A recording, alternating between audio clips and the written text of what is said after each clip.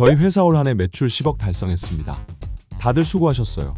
매출이 분명 작년보다 성장했는데 왜 회사 통장에 지금 당장 쓸 수 있는 돈이 거의 없지? 직원들 월급 주고 복지비에 비품비 쓰면 남는 돈이 거의 없게 됩니다. 오늘 이야기할 주제는 이겁니다. 왜 매출 10억인데 회사엔 돈이 없을까? 이 질문에 명확한 답이 나오지 않으면 사업이 아무리 커질수록 더 불안해집니다. 대부분의 대표는 이렇게 생각합니다. 매출이 늘어나면 자연스럽게 회사에 남는 돈도 늘 거라고. 하지만 회계적으로 볼 때 매출과 현금은 전혀 다른 개념입니다. 매출은 돈이 실제로 들어왔다는 의미가 아니라 고객에게 제공한 가치가 얼마인가를 회계적으로 인식한 숫자에 가깝습니다.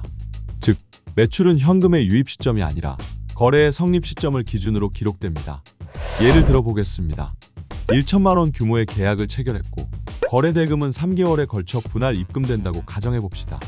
이 경우 회계상으로는 장부 매출 1천만 원, 이번 달 실제 현금 유입 300만 원 이렇게 됩니다.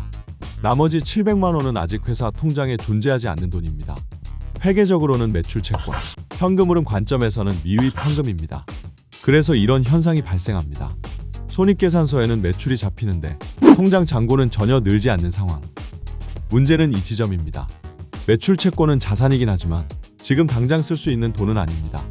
월급도, 세금도, 임대료도 매출 채권으로는 낼 수 없습니다.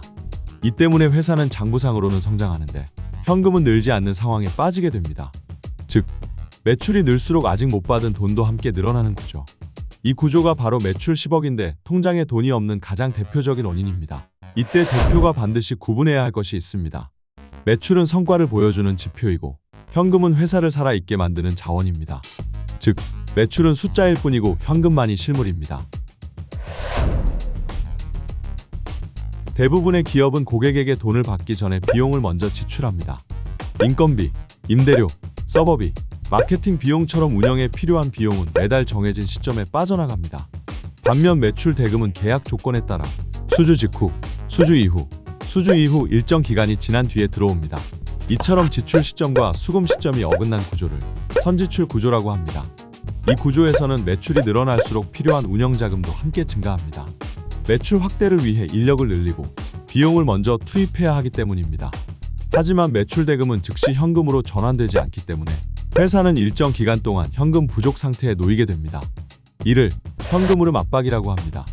현금 흐름 압박은 손익과 무관하게 발생할 수 있습니다. 이익이 발생하더라도 현금 유입 시점이 늦어지면 운영 자금은 지속적으로 감소합니다. 이 구간에서는 매출이 성장의 지표가 아니라 현금 소모의 원인으로 작용합니다. 결국 회사의 안정성은 매출 규모가 아니라 이 현금 공백 구간을 얼마나 감당할 수 있는가에 달려 있습니다.